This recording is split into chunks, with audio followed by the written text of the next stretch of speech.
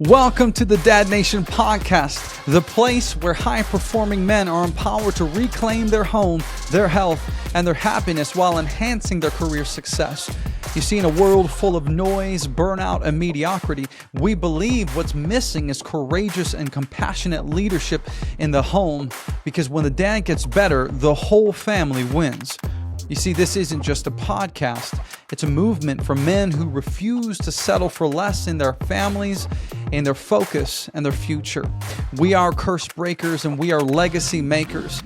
I am your host, Mitchell Osmond, and I'm honored that you've chosen to invest your most valuable asset, which is your time, with me today. Now let's get into it.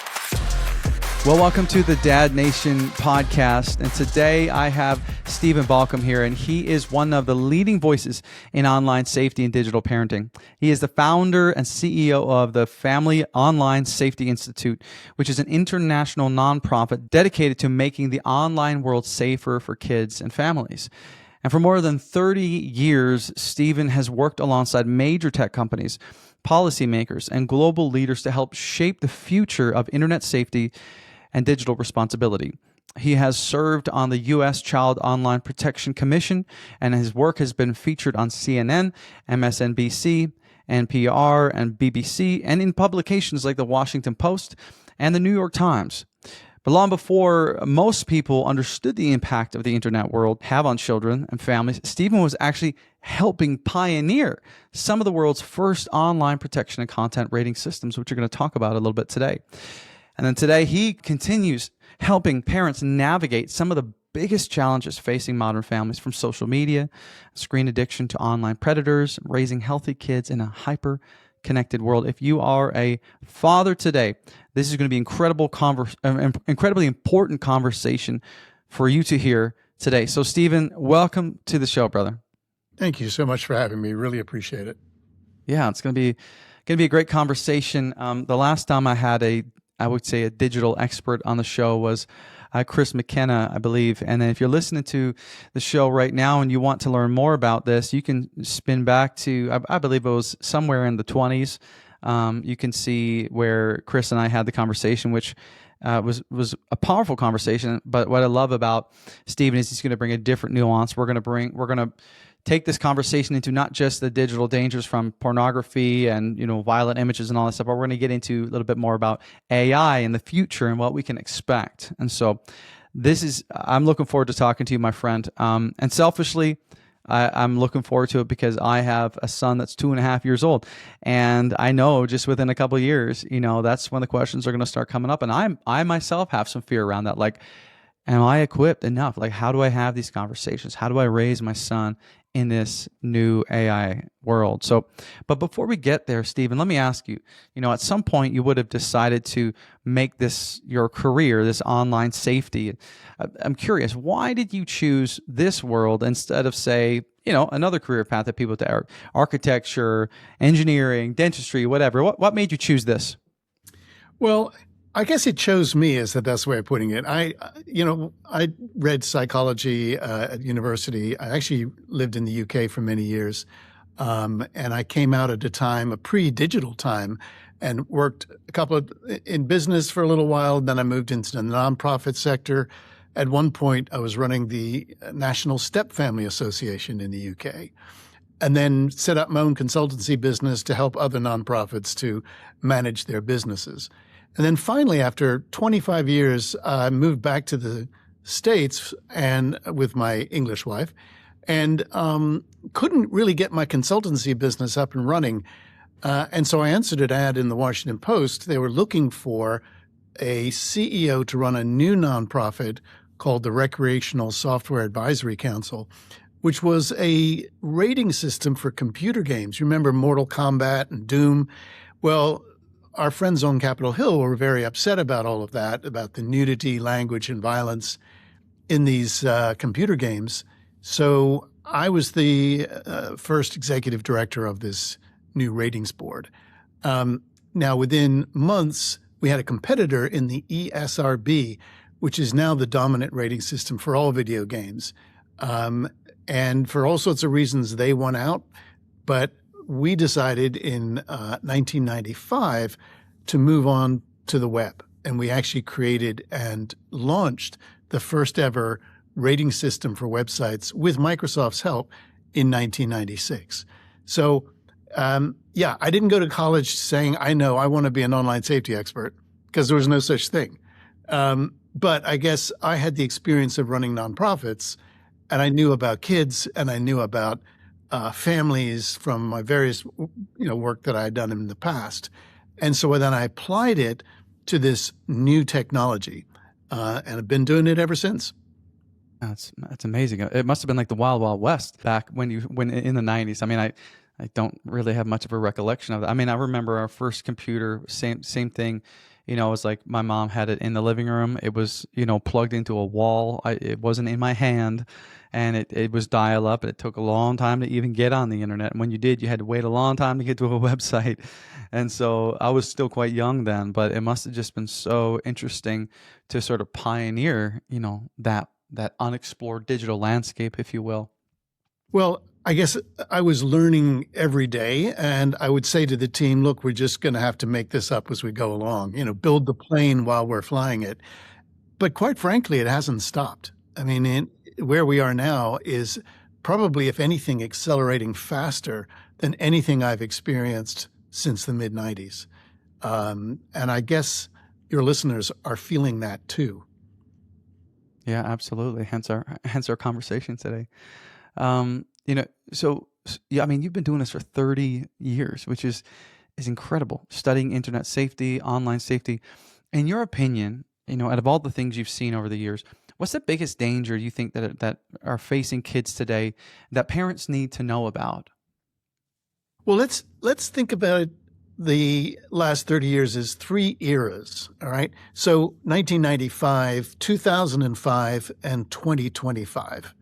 And so 1995 was the era of the web. It was when the World Wide Web came into everyone's consciousness. It was on the front cover of Time magazine, et cetera, et cetera. And the first concern, the big concern, was kids' access to porn. So the problem was, how do we keep kids away from harmful content? And so, we develop rating systems, filtering tools, educational efforts around the idea of blocking kids' access to harmful content. Now, skip forward 10 years to 2005, and you have the emergence of what we now call Web 2.0, and the convergence of two things. The arrival of social media in Facebook and YouTube and Twitter and so on, but also smartphones. And you now have a situation where kids were creating the content we used to try to keep them away from. And they were doing it on the fly with these incredible mobile phones that were also cameras and could create video and so on. So from concerns about content, we then became concerned about behavioral issues, such as cyberbullying and sexting and overuse and oversharing. And then the term screen time started to emerge, because with broadband access as well, you didn't have to wait 20 minutes for an image to upload. It was right there instantaneously. And then fast forward to 2025, which for me was really the year that AI hit global consciousness. And now we have these added issues of kids becoming emotionally attached to their chatbots, seeking out friendship with ChatGPT rather than Freddie down the street. Yeah.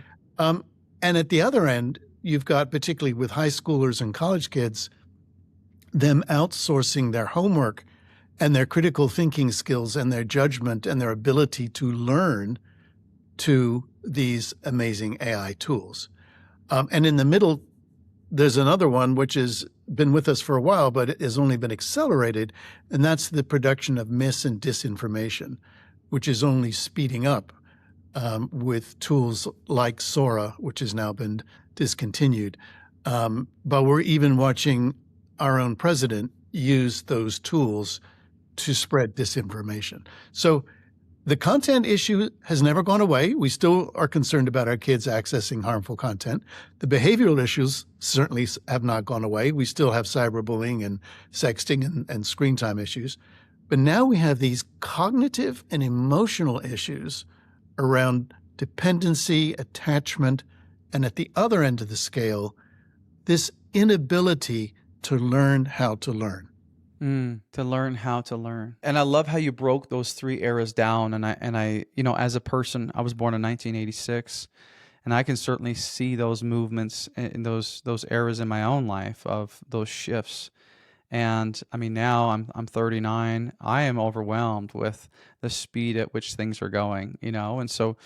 And then, like I said in the beginning of the episode, concerned a little bit about, the development of our children and how they're learning and when they're learning and all those different things. So talk to me a little bit about, like, what does that look like in, say, a child in elementary school, for example? Like, because I've heard arguments on the other side of the camp of, like, we're giving these children access to information that they've never had access to.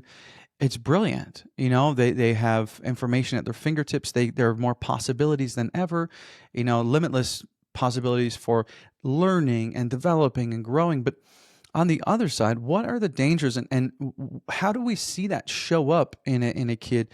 What should we be looking for, I guess, in behavioral changes? Does that make sense? Yeah, I mean, I think it'll probably take another 5, 10, 20 years for us to figure out if this rush to put technology in the hands of every kid in school was the right move or not. The one laptop per child, the Chromebook in everyone's backpack that's just been an extraordinary revolution over the last 10 or 15 years. Not really that well discussed, and in some cases, kind of foisted on parents in a way that perhaps they didn't really have any say in. Suddenly, a school district has decided that it's done a deal with Apple, and so everyone gets an iPad, and that's seen as us moving into the modern age. And I agree with that. I just feel like there's a time and a place for the laptop or the Chromebook or the iPad in class, and for that matter at home. And there are other times when you don't want a screen and you want that face-to-face interaction, or you want a kid or a classroom of kids to quietly read and write and draw and do those human things without the intervention of a screen. So there are lots of studies and there's conflicting results around this. And yes, of course, we want to prepare our kids for a future where they're going to be using technology in the workplace. But we're also sending a mixed message right now that, AI is going to probably come and take away all of the jobs, or at least the entry-level jobs. So you can understand kids are a little confused about all of this, about what we parents and what we adults have presented to them. We want them to use the AI tools, but we don't want them to cheat. Okay, so where's the line? Are we allowed to brainstorm with these things? Or are we allowed to write with these things? Do we have to do a first draft ourselves? Can we ask it to do the first draft? Do you know what I mean? Mm-hmm. Mm-hmm. I mean, at FOSI, we're in the throes of creating our own AI policy for our team, our staff. And these are questions that we are struggling with, and we do this work all day long. God help the school district in Topeka, coming up with a viable AI strategy. Yeah, absolutely. And we were chatting earlier about just what we're seeing, how certain governments or certain countries are really clamping down on banning social media, banning certain sites, and others are choosing not to. And Stephen, in all transparency, I'm a pretty old school guy. I'm black and white to a fault.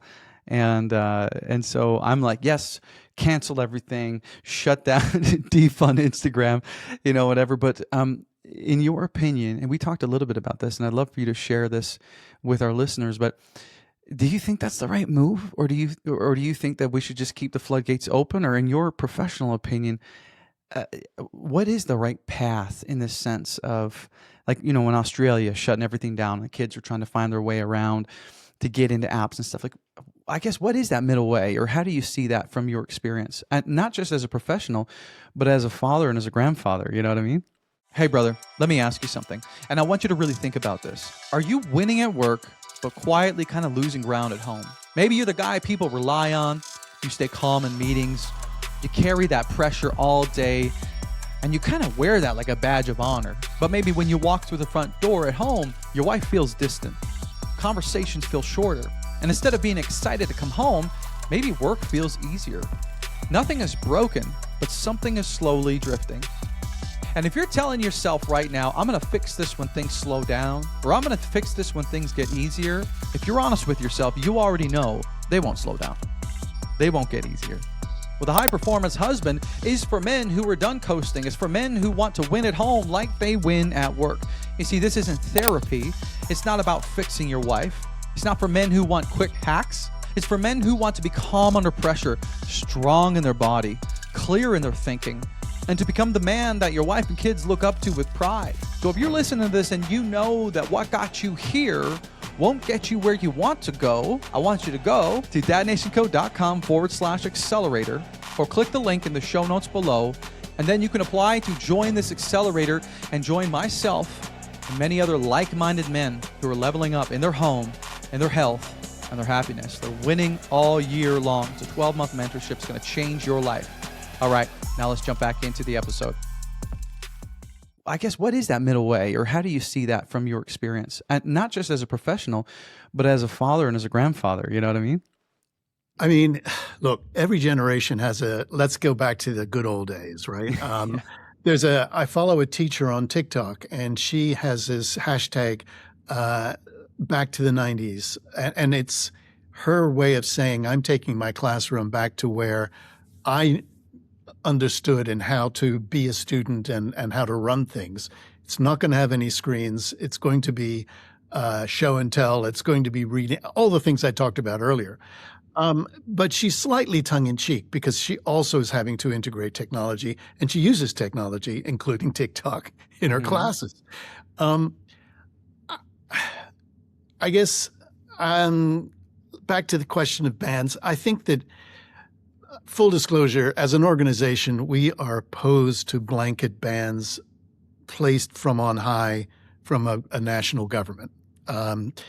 We are for thoughtful restrictions at the school district, school level, even in an individual home, where parents, teachers, and the kids themselves all have a say in what the rules are and when phones can be used and when they can't, when social media is acceptable, when it isn't. And by the way, when you involve kids in the decision-making, as we did with our younger daughter, we drafted up some rules, but we asked her to draft up what rules she thought should be part of it all. And then we would compare notes. And then we'd say, okay, what are the consequences if you break those rules? And she would write down her consequences, we write down ours. And remarkably, her consequences were often more severe than ours. So kids have great sense and awareness of what's fair and what's not fair. And if you engage them and if you help them create the rules, they are far more likely to adhere to them. And if they do break the rules, they're far more likely to accept the consequences, as opposed to having something imposed from on high. Yeah, and I think that's gold. I mean, honestly, we could just push stop right there, and that nugget alone for fathers to take away, I think, is brilliant. And that's, even in the context of I coach men, and I do that all the time with men, whether it's in their marriage or parenting or in their fitness or whatever. Hey, you tell me, what does it look like for you to set standards in your marriage, or set standards in your fitness, or set standards as a father? And how do you think that I should hold you accountable? There is just so much more buy-in when you invite any party to be a part of the process. And I think so few parents do that. They just say like, hey, this is the rule. No screen time for you. You do this, you lose the screens, full stop, done. Right? But this idea of like inviting them into the disciplining process, or the, that process of, it just generates buy-in. And I love that. I think it's so cool. Well, I think we should bear in mind that sort of continuum around parenting styles. You've got authoritarian at the one end, the one that you've just described, and liberal with a small L, the parents who's trying to put a laptop and a phone and a tablet in their kid's bedroom, age 7, and then walk away and say, I trust my kid. Somewhere in the middle, you have this authoritative parenting style. And that's that sweet spot, which we're never perfect. And, we're only good enough parents. That's the best we can go for. But if you can keep trying for that good enough spot, I think you'll probably get it right. Yeah. Yeah. And now more than ever, there's so many polarizing opinions and ideas, and everyone's got 100 reasons why you should do this versus that. And so I love it, your explanation of just being in the middle of that pendulum, right? And I think so many ways it's often the middle path is often the less traveled, but it is, I think, worth pursuing. Want to ask you a question just about warning signs that parents can look out for, and then how we can have conversations, right? So first of all, a lot of the listeners here would have children, and anywhere between, toddlers to teenagers. Say if they're getting caught into these traps or challenges online, whether it's cyberbullying, addiction, secrecy, inappropriate relationships, whatever, what are some behavioral signs, some warning signs that a parent should be looking for in their children to be like, is there something that I should dig into? Is there something happening online? What are some things that they can look for? Before you can effectively look for signs, you have to have open lines of communication. Talking with your kid is the most effective parenting or parental control out there. And if you have that early conversations with them, 6, 7, 8, all the way through into the teen years, you can pick up when the moodiness starts to strike. You can pick up when the sullenness or the sarcasm or the silence starts to hit. Now, that's also a sign of teenage hormones kicking in. But you can, if you're talking enough and you're keeping that, if you're keeping the family dinner going, for instance, with no screens at the table, if you're going out to a restaurant and putting everyone's phones away, if you're managing to get outside with your kids and just do stupid stuff in the yard, in the woods, wherever, where you're interacting without screens, you can then pick up stuff almost by osmosis when things start to change. And then if the communication has been going regularly since they were little, you can say, what's going on, Tommy? Tell me, Sheila, what seems to be, something seems to be different. But it's a challenge because every parent-child relationship is different and have different styles. There's no one perfect way of asking a question. And sometimes asking a question automatically shuts a kid down. Maybe it's more offering an observation or, man, it must be tough out there. What's it like with that new kid who's just come on? I don't know. Just find little hooks to try and figure out what's going on. But maybe it's an important final thing to say. Look, if there is anything that is upsetting you or causing you harm or something that you found upsetting online or offline, let me know. Okay. Or let dad know, let mom know. Sometimes a kid is more likely to go to one parent than another. Mm-hmm. Yeah. Yeah. What I hear you saying, Stephen, is that the key really, the big needle here, or the big lever we can pull, is genuine relationship, genuine curiosity, creating a beautiful relationship where your child trusts you enough to come to you instead of run from you with these things. Is that kind of what you're saying? Very much so. And again, and particularly with technology, it is never too early to start those conversations because, we are, my own experience, I'm a grandfather. My 1.5-year-old granddaughter's favorite toy is her mom, my daughter's phone. Mm-hmm. She, when she was crawling, she would crawl to the phone. And she also knew that with FaceTime, I would be on it. So there was this, it's not surprising that kids as young as 6, 7 months old are absolutely enthralled with these devices, and partly also because they see that we're enthralled with our devices too. Mm-hmm. And they will do what you do, Mm-hmm. not always what you tell them to do. So start those conversations early and keep them going, and look for moments, key moments. Maybe they're going to school for the first time. Maybe they've just turned 13 and they're allowed on social media. Maybe they're getting their first phone. Don't just go to Verizon and pick up the phone and give it to them. Mm-hmm. Use it as an opportunity, a teaching moment. Maybe use one of our little contracts, our little cards that we have at our website, fozy.org, and fill out what the rules are for this new device. Mm. Don't just give it to them.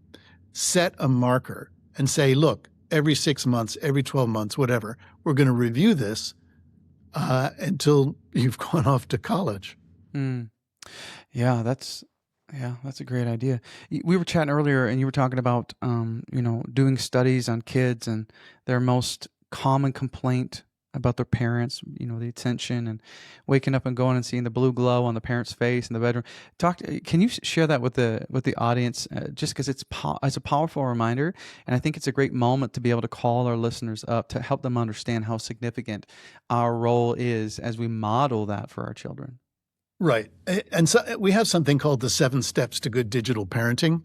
And number 1, not surprisingly, is talk with your kids. But number 7, probably the most challenging, is be a good digital role model yourself. So when I go into schools, I talk with kids. Maybe I'm thinking of a 7th grade class that I took.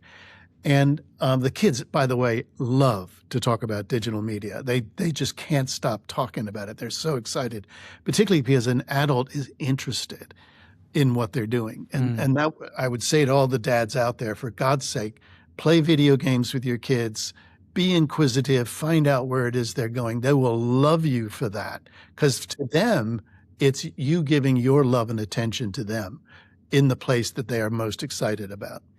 But anyway, this 7th grader looked at me and he said, when I asked them what, if they, because I said, I'm going to be talking to your parents in a couple of nights' time. Do you have anything you want me to know? And this kid said, yeah, I can never get my mom's attention. I go to the couch for a cuddle and she's on Facebook. Or at dinner, dad's always just on Facebook, checking his email. So parents, dads, put your screens down. Show and model the way in which you can live without having to be constantly online. The other thing, when I talk to parents in PTA meetings, and I ask them a question, how many of you use your phone as an alarm clock? And most of the hands go up, and they're all excited, and I go, don't. And they look at me really puzzled, and I say, well, what's the last thing you're going to look at? What's the first thing you're going to look at in the morning when you wake up? And you know how kids love to come and jump on your bed in the morning, Mm-hmm. and they see that blue haze on your face. They're going to want that too. So set it aside, make a closet, put everybody's phones and devices in the same spot at night. So the kids don't feel like there's one rule for mom and dad and one rule for them. No, everybody store them together, charge them up overnight, pick them up in the morning. And I think you'll have better sleep for the kids and better sleep for yourself. Yeah, I love that.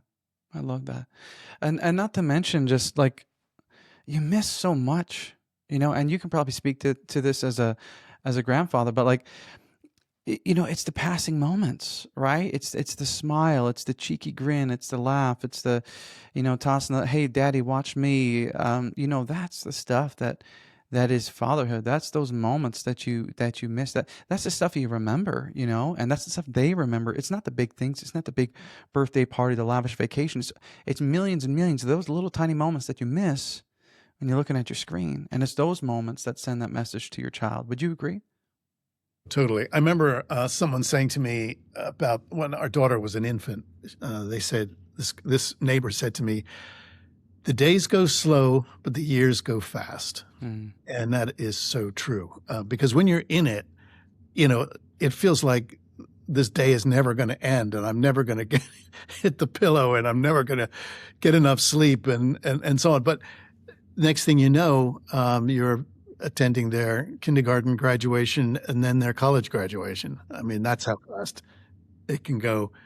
I mean, I don't want to shame parents, and I know it's tough, but if you go, those families, we've gone out to a restaurant and mom and then dad, or dad and then mom pull out their phones and just kind of bliss out, and their kids are just left looking around.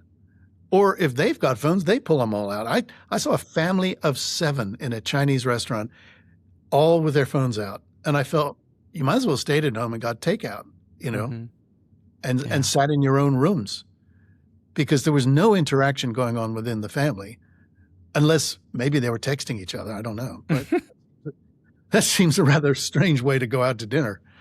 Yeah, it's the moments, and you can't get those back. Couldn't agree more.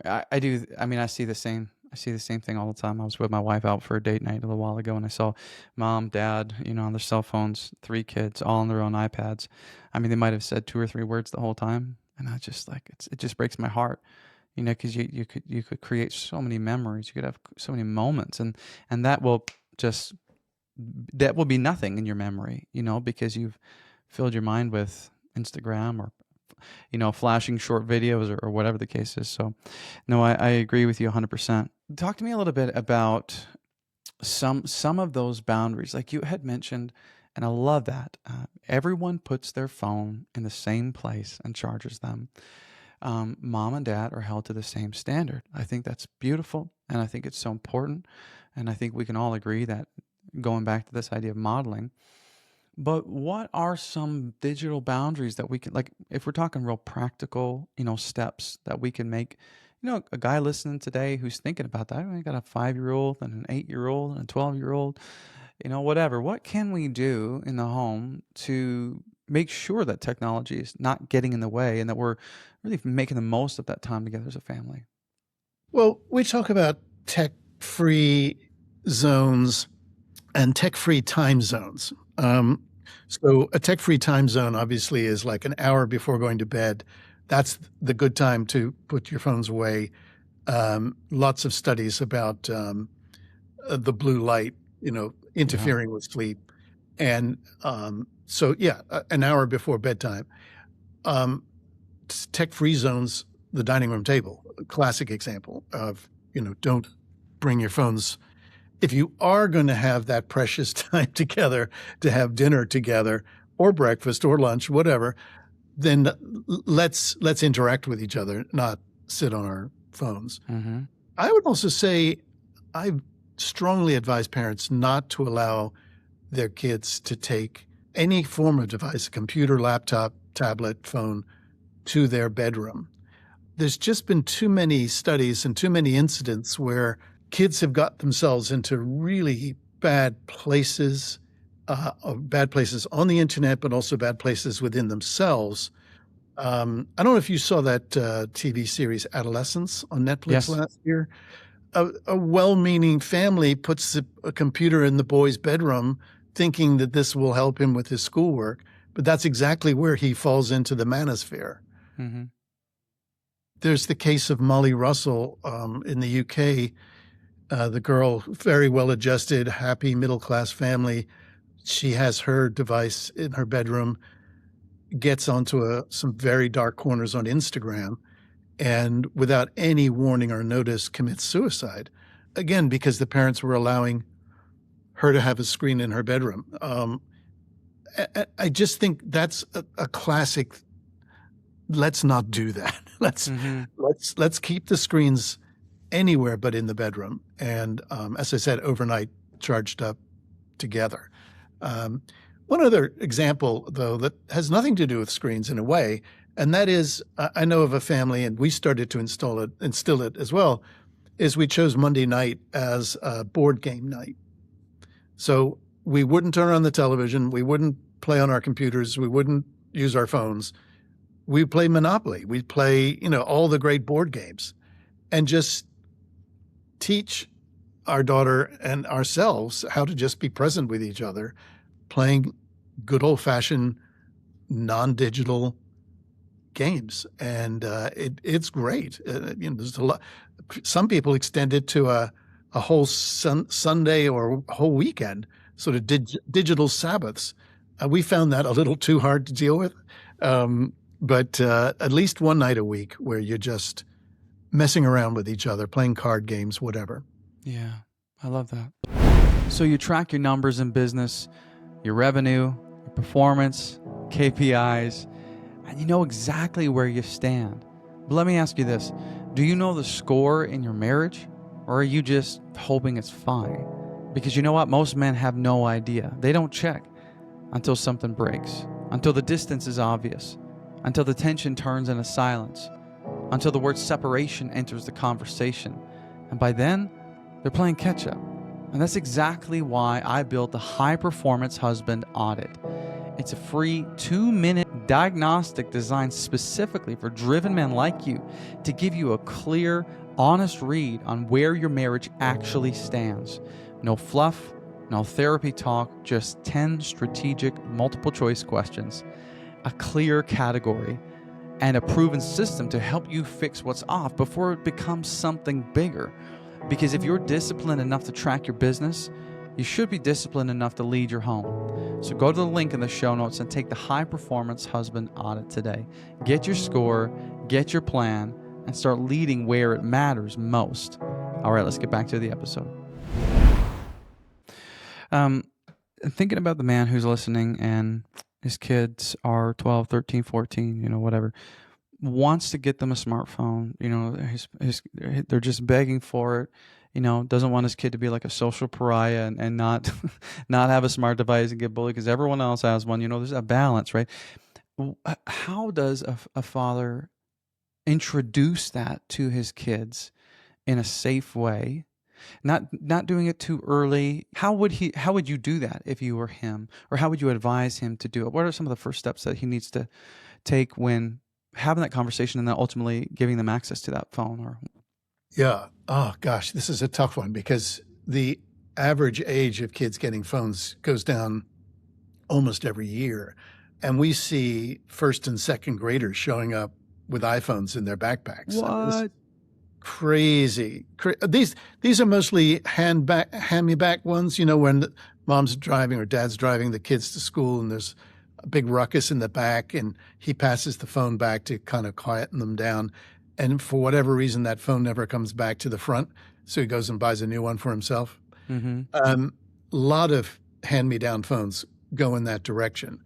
My advice is that, and by the way, we're big supporters of a campaign called Wait Until Eighth Grade to get your kid a phone.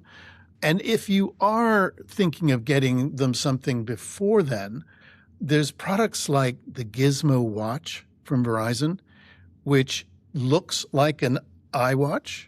So it looks really cool. You can make phone calls. You can text.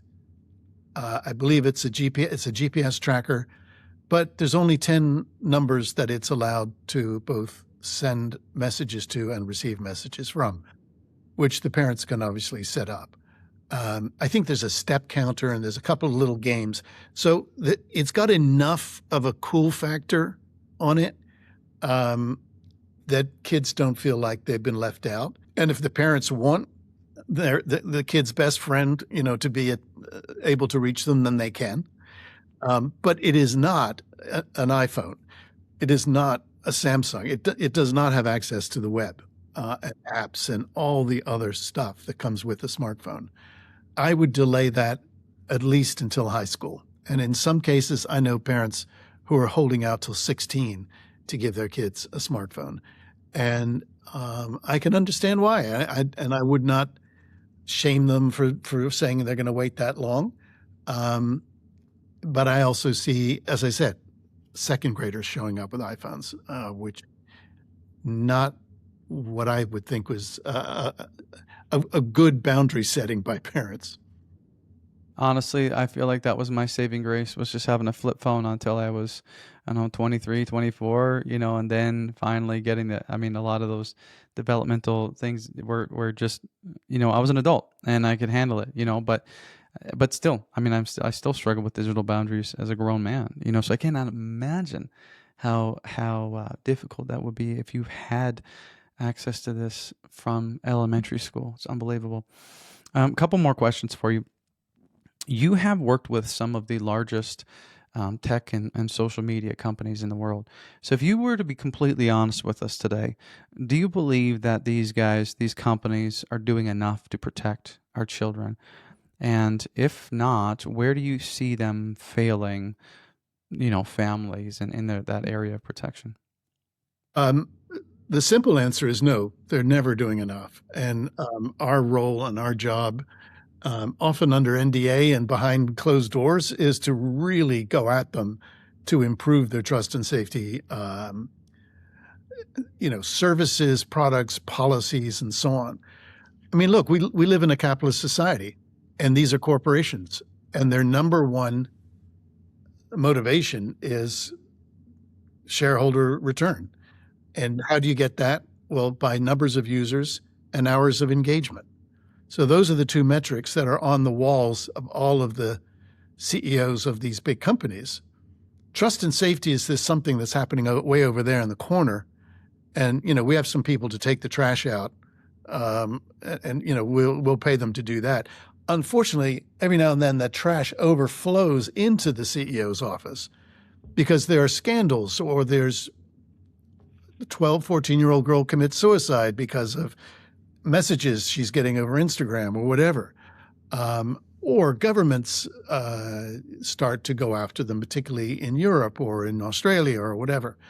So no, we often work with the good guys in these companies, and we try to give them, that's the trust and safety people, we try to give them the kind of arguments they need to make those internal arguments to make their products safer and more secure. One trend I do see, and I think it is interesting, is that the folks who are running these companies now are, second, third generation, and they have, many of them, grown up with the web and grown up with the and now with AI, and have kids themselves. And so there's a way in which it's really real for them in the way that it wasn't back in the 90s when all of this was just happening all at once. So no, we're a 501c3. We're not a trade association. We're not cheerleaders for the industry. We call them out. And in some cases, in the case of Meta and Twitter, we ask them to leave for various reasons. So, it's an ongoing struggle. Yeah. Yeah. I mean, the unfortunate reality is I think the mighty dollar is always going to win, what gets clicks. That's sort of the pattern I see, but.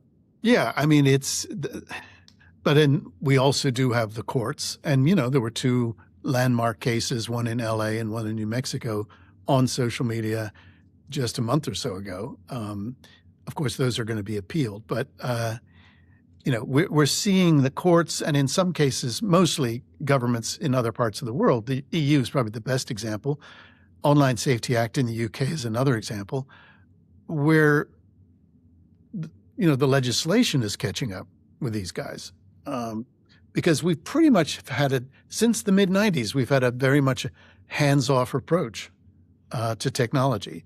We've wanted to emphasize and increase and create an atmosphere for innovation, and we've certainly done that. It's just that we kind of forgot to take responsibility for the stuff that we innovated on. Mm-hmm. Yeah. Yeah, absolutely. I was reading an article a little while ago that said, since the release of the smartphone and over the past few years, we now consume approximately 140 newspapers worth of data every single day, compared to the grandfather who was just reading one paper or whatever, like just with the constant scrolling and the constant data influx, through the news, social media, all the different platforms. And it's like, I don't know if that's accurate or not, but if it is, that is shocking. But yeah. Yeah, I feel like we're basking sharks, and we've just sort of got our enormous mouths open as we swim along, just trying to bring in all of this digital stuff. I don't know if that's a good thing or not, but that's just the world we live in now. Yeah, inundated for sure. Okay, listen, last question for you, and this is probably the most important question, I would think. There's going to be men listening to this for the next, you know how podcasting works, for the next few years, right? If you could sit down, man, privately with every single father who is going to listen to this show and give him one piece of advice about protecting his family online over the next 10 years, for example, what is the one thing that you would say to them? Whatever you do, be on the same team as your spouse. I said about that chart, the liberal and the authoritarian. Well, my wife and I were at two different ends of the spectrum, and it showed in the way in which we parented differently to our daughter. And so I've had to learn the hard way how important it is to compromise and to get on the same page and be on the same team with my spouse, and then invite your son or daughter or sons and daughters onto that same team. Do you know what I'm saying? Absolutely. And, I mentioned earlier about involving them in the rule setting and the consequences and so on, but only after you and your spouse, you and your partner have got your acts together and are pulling in the same direction. Yeah, I love that. Great advice, especially given the context of this show. We talk a lot about marriage and how to have a stronger, healthier, more vibrant marriage and how to lead your children together. So love that you finish up our conversation with that piece of advice. Last thing, Stephen, where, if there's guys listening or people listen to this and they want to dig into more, they want to support you, get more of your resources, where can we find you online and how can we support you? Well, the simplest thing is to go to our website, fosi.org. That's fosi.org. Got tons of resources and tips and tools and videos and you name it for parenting. We now actually have a quiz. You can figure out what kind of a digital parent you are if you click on the digital parenting tab. We're also pretty active on LinkedIn. You can find us by typing in Family Online Safety Institute. We have a monthly newsletter called The Assurance that you can sign up for. We're on TikTok. We actually have, for your partners, we've got a new podcast called Moms Off Mute. And it's two of my colleagues who are both moms of young kids talking about the struggle. And it's informative while also being hilarious. They don't hold back. So a lot of fun on that one as well. Moms Off Mute. I love that. What a clever name. You can get that on your Apple podcast, all the places you can find podcasts. Yeah, of course.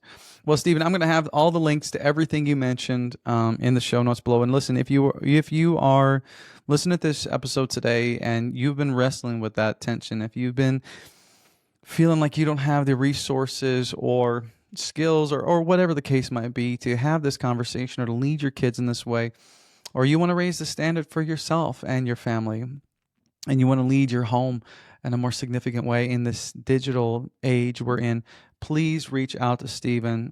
Please reach out to the organization. As you've heard, they've got incredible resources, and obviously Stephen is an amazing source of information. Obviously, you spend 30 years in this area, you get to know a lot about it. And so, Stephen, I so appreciate your time today. This has been a powerful conversation, and thank you so much for being on the Dad Nation podcast. I really appreciate it. I had a lot of fun talking to you. Thank you for tuning into the Dad Nation podcast today. Listen, if today's conversation challenged you, if it encouraged you or helped you level up in any area of your life, would you do me a favor? Take 60 seconds to rate and review the show on whatever platform you're listening on. This helps us reach more men who need to hear this message. And if you haven't already done so, subscribe to the Dad Nation YouTube channel, where you're going to find full episodes, clips, and exclusive content designed to help you win at home just like you do at work. Remember, your family does not need perfection. They need your presence. Your leadership matters. So keep showing up, keep leveling up, and never forget, when the dad gets better, the whole family wins.